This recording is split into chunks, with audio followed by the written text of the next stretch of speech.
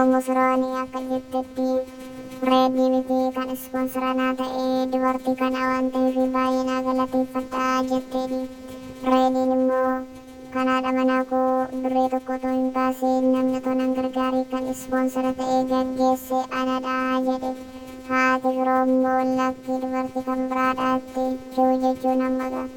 Soboo maaltu fide yaa dhiirota keenya isin surreetti goortanii deemtu soba kana. Miidiyaatti fakkeessummaa barbaachisee borshee miidha. Maal miitii tuffiidha. Namni kabaja namaa qabu dhugaa jiru otoo dhugaa ofiin jallisiin kan inni dubbatu jechuudha. Egaa icciitii isaanii yeroo waaqa beekaa kaariyoo keessatti gargaaruu danda'a, barsiisuu danda'a mucaasaa.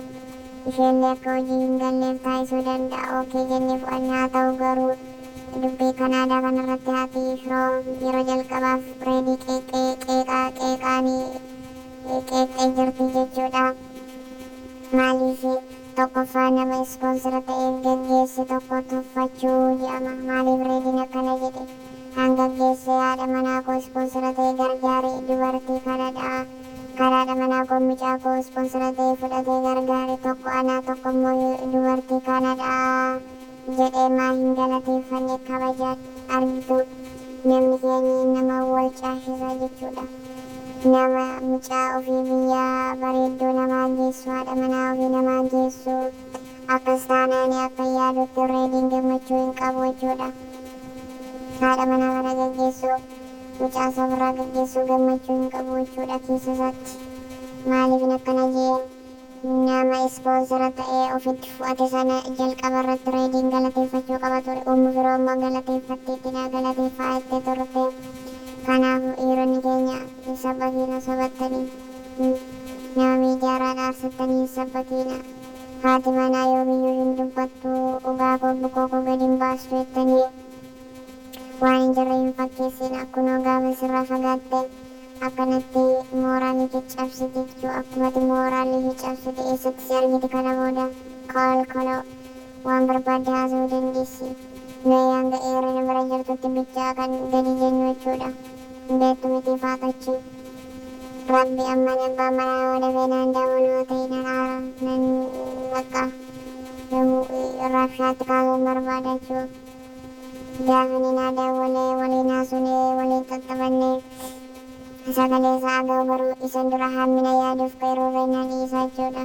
Dhageessanii kanaafuu seeraan qabadhu yaa mammaduuf dubartiin nacaa itti taanaan silulti taanaan waanuma furamuu danda'u akka nama furuu hin dandeenyetti waaqatti taanaan yoo ati mari'attu faallaa sitti haasuti taanaan yoo kana goona yoo jettu nan gashu jetti taanaan yeroo sirraa barbaade yaa kolkoloo sila isinii dubartii qabachuun beektu yeroo oroboo kun kolkoloo sitti dabaletti itti ofiin jettee geeffadhu.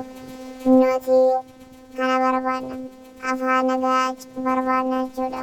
Afaan nagaan afaa gaarii caala maal jedhu ani abbatti irratti hin beekne dhiisaa ishee waa hundumaaf iyyuu gaafa dubartiin tokko nacattu daawwanii fi faanaasee yoo atirraa fagaachaa deemte yoo ati otoo hin dubbisiin guyyaa ja'a torba bulta yoo ta'e miisajjii barreessitee fi yoo dafteen deebistu yoo ta'e maal yaaddi isheenii yoona tokko faana jira yoona tokko jana natti jijjiirame jette isheenis jechuudha. Waan biraaf deemte jechuudha. Deemu baattus lola sitti kaasti bala sitti kaasti kana jalaa bahuu fi adabaan naamusaan haadha manaa kee yeroo kennite faana soo kana ta'uu baannaani lola feeta taanaan immoo qophiidha wanti hundi jechuudha. Nuti uumamaan lola hin gashinu ni aarii waa diiguusaa ijaarus hin gashinu. Okey waliigallee akkasii malee nama waan tokko nama gargaaree galateeffachuun dirqama dhugaasanii jedha. Reediin yoo dhugaa ta'eef dubbiin kun dogoggora guddaa hojjete. Uummata kana garaan gaajee uummata isatti gaddi kana durayyuu aariitti qaba uummanni akka itti gaddu dabalatee taasise jechuudha.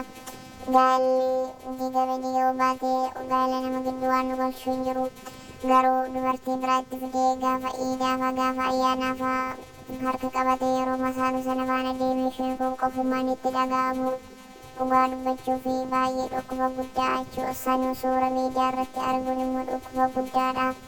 Kana hundumaa keessatti immoo obsa qabdi jechuudha. Footoo tokko tokkooti jechaadha. Ishee akka qofaa ta'e waan madaatii fuulatti baheera. Gugubanne isheen aariidha fanne bilbileen akka gochuudha. Eedas miilaa meetti ishee daftee ho'itu.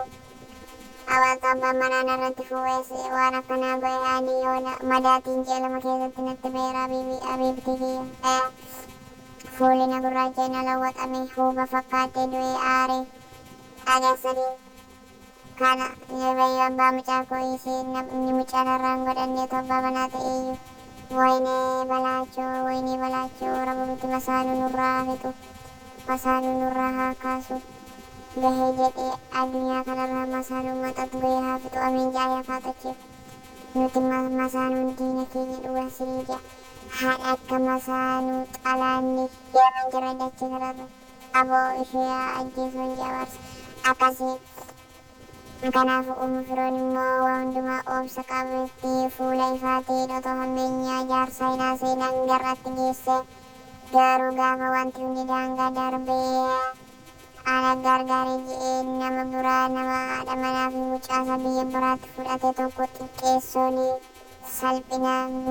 salphina guddaadha.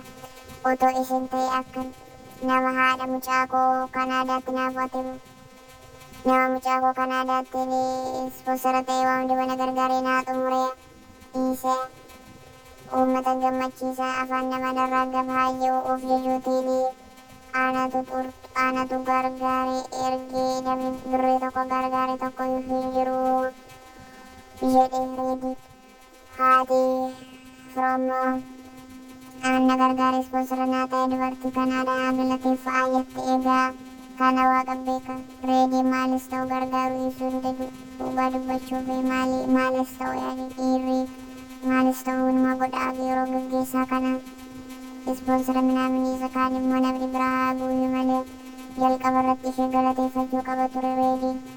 Kana dogoggoree haati manaa immoo dhugaa baasteetti.